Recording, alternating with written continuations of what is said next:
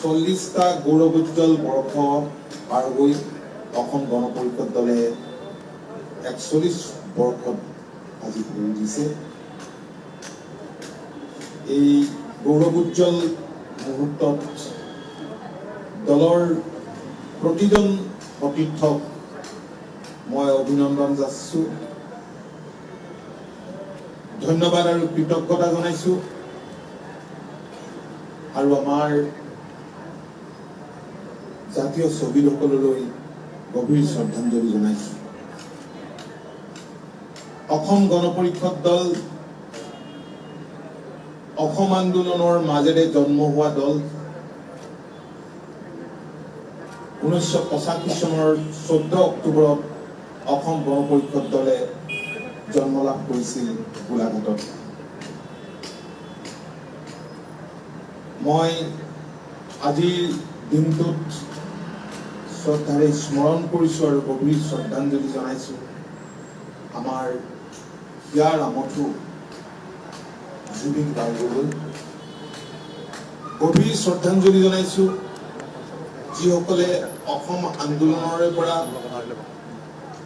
অসম গণ পৰিষদ দল কৰি ইহলীলা সম্বৰণ কৰিলে।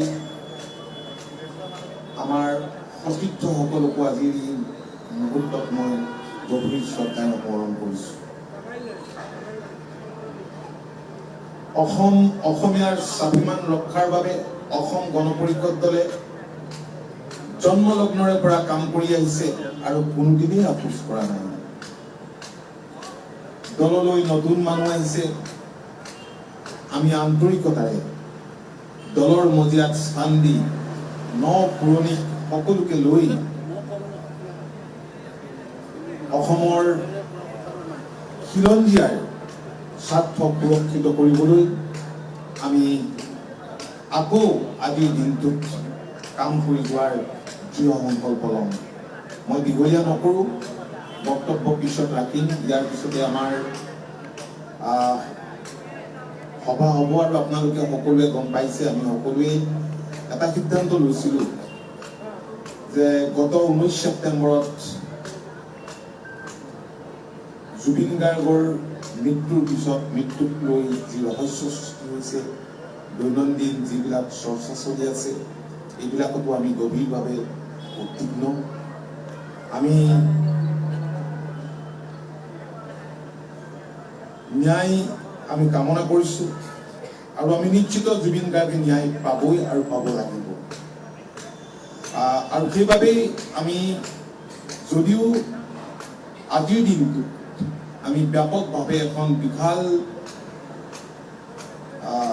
ৰেলী অনুষ্ঠিত কৰাৰ সিদ্ধান্ত লৈছিলোঁ আৰু তদ্ৰুপ 13 অক্টোবৰৰ তাৰিখটোত আমি এখন আঞ্চলিক দলৰ সন্মিলন অনুষ্ঠিত কৰাৰ সিদ্ধান্ত লৈছিলোঁ। আমি এই পৰিস্থিতিত আমি এনেধৰণৰ কাৰ্যসূচীবিলাক বাতিল কৰিলেও বহুলভাৱে অনুষ্ঠিত কৰাৰ যি কাৰ্যসূচী আছিল সেইখিনি আমি ভৱিষ্যতৰ দিনত নিশ্চয় কৰিম।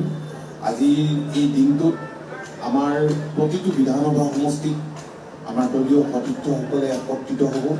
আজিৰ দিনটোত জিলাবিলাকত হ'ব, দলৰ জ্যেষ্ঠসকলক সন্মান জনাব আৰু অনাগত দিনত দলটোক আৰু শক্তিশালী ৰূপ দিবলৈ জনসাধাৰণৰ মাজলৈ লৈ যাবলৈ দলৰ প্ৰতিজন কৰ্মকৰ্তাই সংকল্প ল'ব। মই বিশেষ আৰু নকৈ এইখিনি কথাই মই সকলোকে আকৌ এবাৰ মই আন্তৰিক অভিনন্দন জনাই চমু দুআষাৰ সামৰিছোঁ। ধন্যবাদ।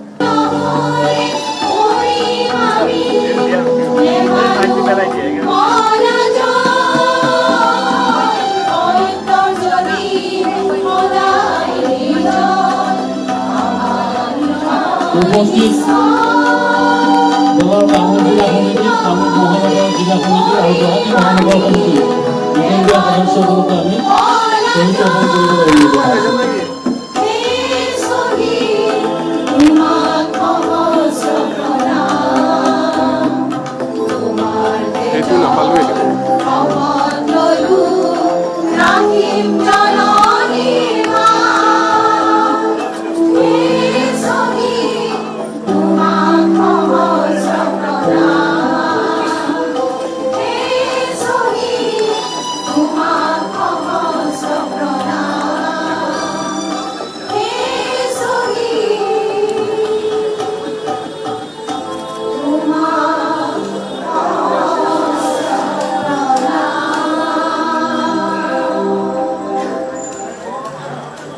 আমাৰ শ্বহীদ তৰ্পণ কাৰ্যসূচী দিনজোৰাভাৱে মুকলি থাকিব, সকলোৱে শ্বহীদ তৰ্পণ কৰিব পাৰিব। ইয়াৰ পিছত আমি আমাৰ প্ৰাণৰ শিল্পী হিয়াৰ অকথু আমাৰ সকলোৱে মৰমৰ জুবিন গাৰ্গৰ প্ৰতি আমি শ্ৰদ্ধাঞ্জলি জ্ঞাপন কৰি এই কাৰ্যসূচী মুকলি কৰিব দলৰ অন্যতম সাধাৰণ সম্পাদক ৰমেন্দ্ৰনাথ কলিতা ডাঙৰীয়া আৰু ডক্টৰ কমলা কলিতা ডাঙৰীয়া।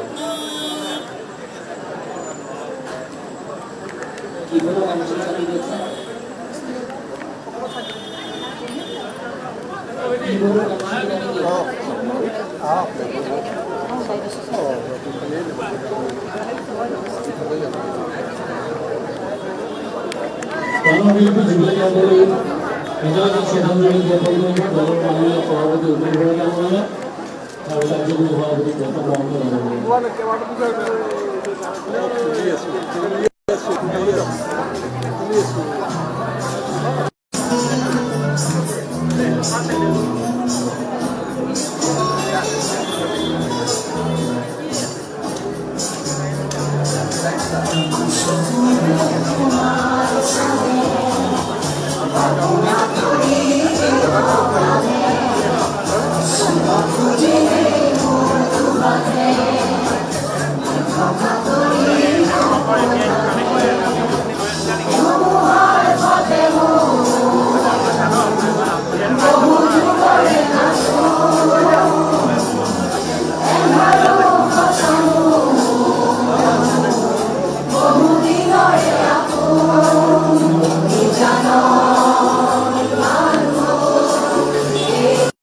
সন্মানীয় দলৰ সদস্য যোৱা দিনসমূহত আমি ঘূৰাব লগা হয়, তেখেতসকলৰ প্ৰতি আমি শ্ৰদ্ধাঞ্জলি জ্ঞাপন কৰিব বিচাৰিছোঁ।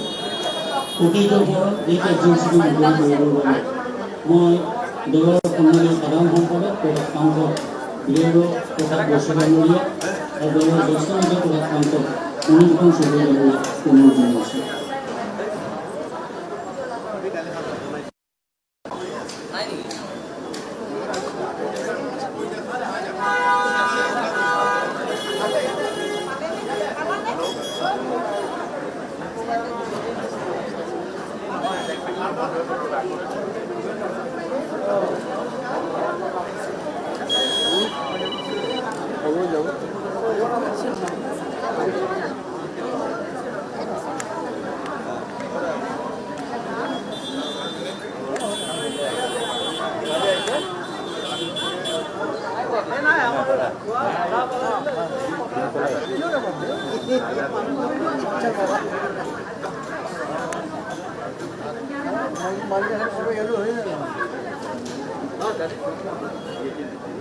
দলৰ সন্মানীয় সভাপতি ডাঙৰীয়া আৰু কাৰ্যকৰী সভাপতি ডাঙৰীয়াকো শ্ৰদ্ধাঞ্জলি অৰ্পণ কৰিবলৈ অনুৰোধ জনাইছোঁ।